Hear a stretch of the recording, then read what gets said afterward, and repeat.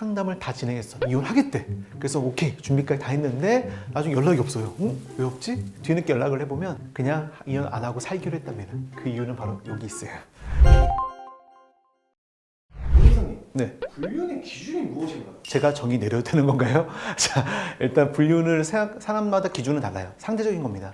우리 법에서 이혼 소송에서는요, 불륜이라고 한다면 부정행위라고 하고, 부정행위는 간통이고, 간통은 육체적인 접촉이 있어야 된다.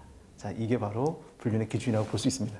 이게 사람들의 반응을 좀 보니까 가벼운 바람도 있고 무거운 바람도 있다. 이게 각자 기준이 좀 있더라고요. 맞습니다. 맞습니다. 네. 이거에 대해서 좀 어떻게 생각하시나요? 그렇게 분류할 수도 있다고 봐요. 저도 상담하다 보면 이게 두 가지가 분류가 돼요. 가벼운 바람이 있어요. 일회성. 일회성이고 뭔가 지속적으로 관계를 맺지 않는 거. 가장 많은 게 뭐냐면 남성들이 성매매하는 거예요.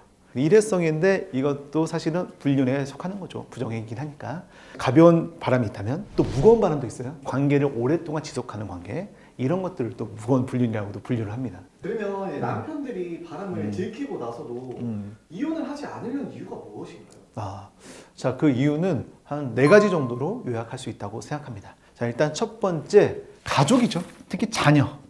가정을 지키고 싶은 마음은 누구나 있어요. 불륜이라는 그런 자극에 못 이겨서 뭔가 하긴 했지만 그래도 가정은 지키고 싶다. 이런 마음이 들기 때문에 사실은 이혼은 안 하려고 하는 겁니다. 또 두 번째 이유가 있는데요. 바로 재산 분할과 위자료.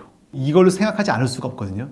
본인이 잘못했기 때문에 위자료도 지급해야 되고 부부로서 형성해온 이 공동재산을 나눠야 하는 거기 때문에 이게 굉장히 자기한테 부담이 될 수 있고요. 뭔가 배가 아플 수가 있는 거예요. 그래서 이런 현실적인 이유 때문에도 이혼을 하지 않으려고 합니다. 그리고 세 번째 이유가 있는데요. 바로 이거는 사회적인 시선 때문이에요. 사회적 시선이라고도 하지만 사실은 다른 가족들, 친척들 이혼을 왜 했네 이것들 얘기해야 돼요. 자, 이런 것들이 부담이 되는 거죠. 그리고 내가 또 이혼남이라는 꼬리표를 달고 또 이 사회 살아가는 것도 만만치 않거든요. 그러다 보니까 아마 이런 사회적 시선을 굉장히 의식하기 때문에 이혼을 하지 않는 선택을 하는 것 같습니다. 그리고 마지막으로요. 경제적인 문제가 있을 수 있어요. 만약에 남성이 돈을 벌고 있고 아내는 주부라고 가정을 해볼게요. 일단은 저는 돈을 버니까 문제가 없는데요. 어쨌든 양육비라는 걸 무조건 부담해야 됩니다. 양육비를 지급하다 보면 사실 월급에 굉장히 많은 부분이 그 양육비로 갈 수 있겠죠. 그러다 보니까 경제적인 문제가 생길 수 있습니다. 본인한테. 그리고 반대로 해볼까요? 내가 주부고 아내가 돈을 벌고 있다. 그런데 이혼을 합니다. 그럼 저는 완전 경제적으로 고립될 수밖에 없는 상황이죠. 이런 경우라면 당연히 경제적 문제를 생각하지 않을 수가 없어요. 이거는 이유들 때문에 바람을 피우고도 이혼하지 않으려고 하는 것이 아닐까 이런 생각이 듭니다. 이혼도 하지 않고 그다음에 불륜의 여성도 포기 못하는 사람들의 심리를 어떻게 생각하시나요? 굉장히 이기적인 거죠. 둘 다 놓치고 싶지 않은 거예요. 불륜을 하는 이유를 생각해 보면 기본적으로 모든 사람들은 인정 욕구가 있죠.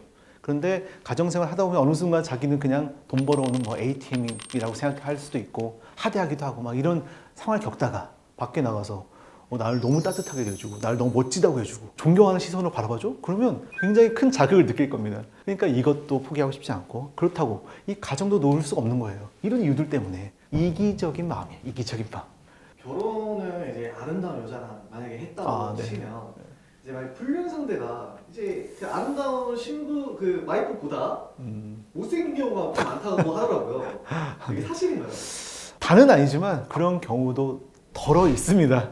그래서 사실은 못생기고 예쁘고 기준은 되게 주관적이긴 하잖아요. 그럼에도 불구하고 굉장히 이렇게 차이가 나는 경우가 있긴 있었습니다. 실제로 그 아내분은 보면 저희가 뭐 진짜 너무나 훌륭하고 멋진 분인데 불륜의 상대를 보면 그 사진 같은 걸 보게 되는데 보다 보면은 이런 경우가 있긴 있어요. 있긴 있는데 충분히 그럴 수 있다고 봐요. 불륜의 이유가 예쁜 여자를 만나려고 하는 게 절대 아니라 나를 인정해주는 사람을 만나고 나를 존중해주는 사람 이런 이유가 좀 큰 것 같더라고요. 그래서 그 사례 같은 경우에는 바람을 핀 이유를 뭐라고 변명을 하냐면 내가 가정에서는 나한테 한 번도 따뜻하게 대해준 적 없잖아. 애들도 나한테 그냥 돈만 달라고 그러고 난 뭐 돈만 벌어다 주는 기계야? 이런 대우를 받다가 밖에서 뭐 외모 상관없이 따뜻하게 맞아주는 거야. 나의 그 소소한 배려를 다 인정해주는 거예요. 그러니까 완전 거기에 빠져버리는 거예요. 그러니까 물론 있을 수 있습니다. 외모가 다는 아니니까요. 상대방이 불륜 사실을 알게 되었어요. 그래서 자신도 이제 불륜을 하는 거예요. 이런 경우도 있나요? 이게 드라마에서 많이 봤거든요. 저도 너도 불륜을 해? 나도 맞바람 피겠어 하면서 하는 경우가 있죠. 실제도 많습니다. 실제도 꽤 많은 걸로 알고 있지만 상대방이 바람 폈다고 해서 내가 또 바람 펴도 된다는 정당성은 없는 것 같아요. 저는 그냥 이것도 부정행위의 일부인 거죠. 자기도 부정행위 한 거 맞습니다. 이게 뭐 서로 했으니까 상계하자 이런 개념은 아닌 것 같아요. 그냥 이것도 부정행위라고 저는 그냥 생각을 하고 있습니다. 이런 경우가 실제로 꽤 있습니다. 상대방의 불륜을 이제 알았을 때 어떻게 대처해야 가장 현명한 방법일까요? 만약 이혼을 마음을 먹었다, 증거 확보를 하셔야죠. 그게 가장 어렵지만 필수적인 겁니다. 저는 꼭 이런 말씀을 드리고 싶은데요. 내가 아는 게 아닐 수도 있는 겁니다. 내가 분명 불륜이라고 생각을 하지만 아닐 수도 있어요. 함부로 단정 지으면 안 되고요. 사실인지를 확인하는 절차가 꼭 필요해요. 그냥 느낌만 말고요. 가장 좋은 방법은 사실은 카카오톡 내용을 보는 거예요. 아니면 남편이 카드 영수증을 보면 모텔에 찍혀 있다거나 딴 데 찍혀 있거나 이런 것들이 확보가 되면 이게 또 부정행위의 증거가 될 수 있습니다. 그게 확인이 됐다고 가정을 한다면 그 이후부터는 내가 이혼을 해야 하나 말아야 되나에 대해서 고민을 하셔야 됩니다. 이혼을 하게 된다면 제가 그때도 설명했던 것처럼 뭐 협의라든지 아니면 조정 아니면 소송을 통해서 하는 방법들을 생각해 보시고요. 선생님, 이 법적인 얘기를 저는 이렇게 하고 있지만 실제로는 정말 부부 관계라는 거는 이렇게 단순하게 말로 표현할 수 있는 게 아니고요. 사람마다 다 각자 상황이 달라요. 불륜했다고 해서 꼭 이혼하지 않는 분들도 꽤 더러 있습니다. 각자 사정에 맞게 이혼을 해야 하는지 하지 않아야 하는지를 결정해 보시는 그게 바로 1순위라고 생각을 합니다. 바람을 용서하는 경우도 있었나요? 굉장히 많은 케이스입니다.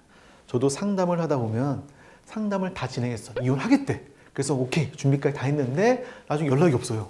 왜 없지? 뒤늦게 연락을 해보면 그냥 이혼 안 하고 살기로 했답니다. 그 이유는 바로 여기 있어요. 자녀들을 생각할 수밖에 없죠, 사실은. 그리고 여러 가지 복잡한 문제들이 있습니다. 이분도 이혼을 진짜 생각하시다가 왜 안 했냐면 재산 분할 때문에.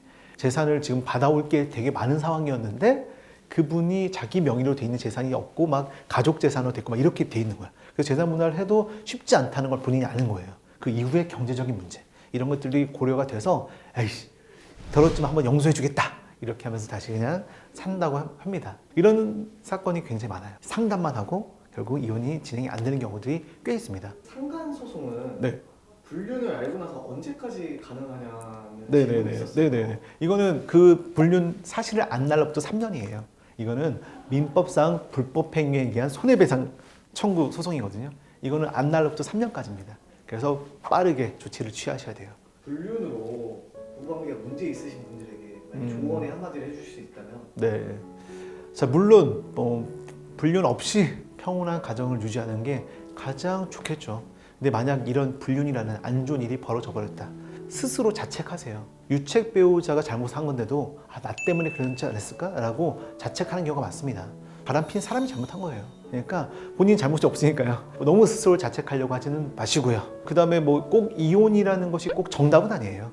이혼을 안 하는 것도 정답이 될 수 있는 거예요. 사람 이름 모르는 거고요. 그 선택은 각자 자신의 상황에 맞게 본인에게 주어진 이런 역학관계에 맞게 선택을 하시는 거예요. 자, 그리고 이런 고민이 있으신다 그러면 언제든지 저한테 연락을 주셔서 찾아오시면 제가 상세하게 상담을 해드리도록 하겠습니다. 그래서 꼭 소송을 가지 않더라도 돼요. 않더라도 꼭 이런 상담이 필요하실 경우가 있을 거라고 봐요.